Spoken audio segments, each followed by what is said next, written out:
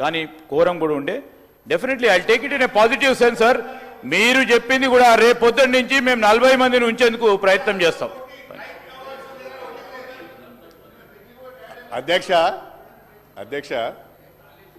శ్రీధర్ బాబు గారు, అధ్యక్ష శ్రీనివాస్ యాదవ్ గారు, ఇప్పుడు గౌరవ లెజిస్లేచర్ అఫేర్ మినిస్టర్ గారు 12 మంది అన్నారు. మళ్ళీ వాళ్ళే రూల్స్ చదివిన తర్వాత 10% అన్నారు. ఇప్పటికీ వాళ్ళు 14 మంది ఉంటారు అధ్యక్ష. 14 మంది ఎంచుకోండి. ఇప్పుడు మా రిక్వెస్ట్ వల్ల ఏందో అధ్యక్ష, మేము పూర్తి స్థాయిలో కోఆపరేట్ చేస్తున్నాం. మాకు హౌస్ నడవాలనేటువంటి ఆలోచనతోనే మేము కోఆపరేట్ చేస్తున్నాం. నిన్న కూడా హరీబరీగా మీరు అసెంబ్లీ పెట్టినా కానీ మా సభ్యులు మాకు అవకాశం ఇవ్వకుండా బుల్డోజ్ చేసినా కానీ మేము కోఆపరేట్ చేస్తున్నాం. మేమేదో పనికిరాని రాజకీయాలు చేయాలి, బయటికి పోవాలనే ఆలోచన మాకు లేదు అధ్యక్ష. దయచేసి లెజిస్లేచర్ అఫేర్ మినిస్టర్ గారికి రిక్వెస్ట్ ఏంటంటే, నా రిక్వెస్ట్ ఏంటంటే sir I stand correct. Better sir, I wish the house correct me sir. 10% అంటే ఎంతమంది వస్తారు సార్? 12 మెంబర్స్ వస్తారు 117కి. 117కి 12 మెంబర్స్ వస్తారు sir. But still we were 18 members. 119కి 119కి సార్ 119కి 12 మెంబర్సే వస్తారు. హరీష్ రావు గారికి తెలిసినా కానీ కావాలని వారు బుల్డోజ్ చేస్తూ ఉంటారు. జనరల్లీ వారు చేసేది. ఆ ప్రశాంత్ రెడ్డి గారిని అడగండి, వారు కూడా లెజిస్లేటివ్ మంత్రిగా ఉన్నారు. 12 మంది శాసనసభ్యులే కోరము. వారికి తెలిసి కూడా పక్కన ఉన్న హరీష్ రావు గారికి పూర్తి స్థాయిలో తెలుసు బుల్డోజ్ చేయాలని బుల్డోజ్ చేస్తూ ఉంటారు. కానీ ఈరోజు నేను గౌరవ మాజీ మంత్రి గారిని శ్రీనివాస్ యాదవ్ గారిని కూడా రూల్ కోట్ చేశాను సార్. 119కి 10% is 12 members. శాసనసభ వ్యవహారాల మంత్రి గారికి మేమేదో ఇబ్బంది పెట్టాలనేటువంటి ఆలోచన మాకు లేదండి. దయచేసి ఏంటంటే ఒక్కసారి కోరం లేదనేటువంటి ఆలోచనతోని మేము చెప్పినప్పుడు ఏంటంటే నెక్స్ట్ అయినా కానీ అటెన్షన్ ఉంటుంది. మీరే 12 మంది అంటుర్రు, మీరే 17 మంది అంటుర్రు, 117 అని మీరే అంటుర్రు. మా కోఆపరేట్ అది చేయాలనే ఆలోచనతోనే మేము సభ్యులం వచ్చినాం కదా. మా ఉద్దేశం అది కాదు అధ్యక్ష. ఎంఐఎంఐ వాళ్ళు ఉన్నారు సార్ అధ్యక్ష. 18 మెంబర్స్ లెక్క పెట్టాను.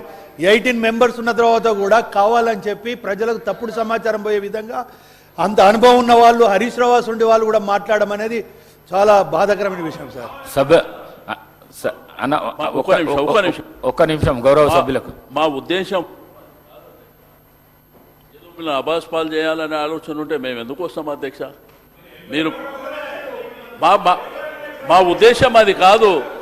మేము పూర్తి స్థాయిలో మీకు కోఆపరేట్ చేయడానికి మేము సిద్ధంగా ఉన్నాం అధ్యక్ష. దయచేసి మీ దృష్టిని ఆకర్షించాలనే ఉద్దేశంతో చెప్పిందే తప్ప ఏదో మిమ్మల్ని ఈ కోరం లేదని మేము బయటికి పోయినంత మాత్రాన అబాస్ పాలవుతారని మేము అనుకోం కదా. దయచేసి పూర్తి స్థాయిలో మేము కోఆపరేట్ చేస్తామని చెప్పి నేను ఈ సందర్భంగా తెలియజేస్తాను. చాలా థ్యాంక్స్. గౌరవ సభ్యులకు విజ్ఞప్తి, తొందరగా మనం ఈ డిస్కషన్ కంప్లీట్ చేసుకుంటే చాలామంది కొత్త సభ్యులు ఉన్నారు.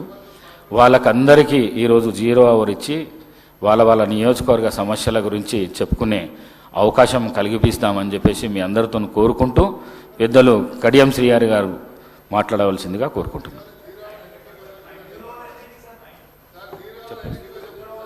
అధ్యక్ష,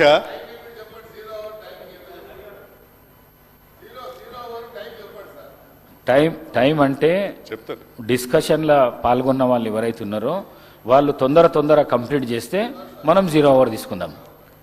అధ్యక్ష, మేము ఎందుకు 0 అవర్ టైం చెప్పమంటున్నాం అంటే ఈ డిస్కషన్ మొదలైనప్పుడు 10 మంది మంత్రులు లేచి 10 రకాల మాట్లాడితే అది లెంతీగా పోతుంది డిస్కషన్. మీరు షార్ట్ డిస్కషన్ అన్నారు కాబట్టి షార్ట్ డిస్కషన్లో ఫ్రూట్ఫుల్ డిస్కషన్ జరగాలి. ఆ ఫ్రూట్ఫుల్ డిస్కషన్లో మంత్రులు ఎవరో అయితే చెప్పాల్సిన వారు సమాధానం చెప్పండి. 0 అవర్ చెప్తే, ఎందుకంటే ఈరోజు చాలా పెళ్లిళ్ళు ఉన్నాయి, అందరు శాసనసభ్యులకు ప్రోగ్రామ్స్ ఉన్నాయి కాబట్టి ఆ టైం లిమిట్ మీరు ఫిక్స్ చేసేయండి. We also stick on to that timing. Will not drag the session. డెఫినెట్గా మేము విల్ కోఆపరేట్. అలాగా దయచేసి చెప్పమని చెప్పండి ప్లీజ్. ఓకే. మీరు కూడా రావా పెళ్లికి. Thank you sir. గౌరవ సభ్యులు కడియం శ్రీహరి గారు 30 నిమిషాలు లోపట మీరు బడ్జెట్ సార్ ఇది బడ్జెట్ సార్ ఇది బడ్జెట్ సార్ బడ్జెట్ పైన నాగేందర్ గారే చెప్పిండ్రు ఇప్పుడు తొందరగా కంప్లీట్ చేసుకుందామని చెప్పిండ్రు. మా ఇప్పుడు మీ మెంబర్స్ కి తగ్గట్టు చెప్తా ఉన్నారు సార్. ఇది సార్ ఇప్పుడు ప్రసంగం సార్. బడ్జెట్ కు సంబంధించిన అంశం మీ- వచ్చే వరకు మీ- వారు ప్రస్తావించిన మీ- ప్రతి విషయాన్ని మీరు- కూడా నోట్ చేసుకుంటాం అధ్యక్ష. వారికి కూడా తెలుసు. నేను అదే అంటున్నాను, హరీష్ రావు గారికి పూర్తి స్థాయిలో ప్రొసీజర్ తెలుసు.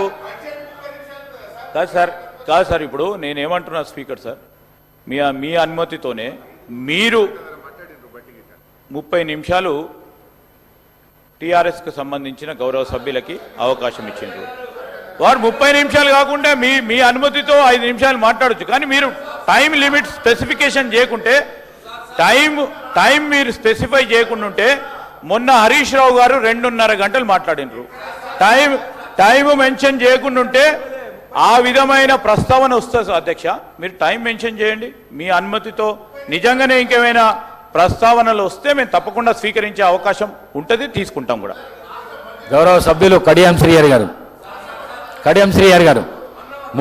మాట్లాడండి. మీరు మాట్లాడండి.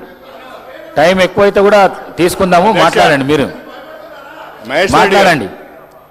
కూర్చోండి. కడియం శ్రీహరి గారు మాట్లాడండి. అధ్యక్ష 10 బావు అయింది అధ్యక్ష. నేను తప్పకుండా మీ ఆదేశాలను పాటిస్తాను. త్వరితగతిన గంట లోపల పూర్తి చేసే ప్రయత్నం చేస్తాను. కాకపోతే అటువైపు నుంచి కూడా ఇంటరప్షన్స్ లేకుండా ఉంటే బాగుంటుంది. 2 విషయాలు అధ్యక్ష.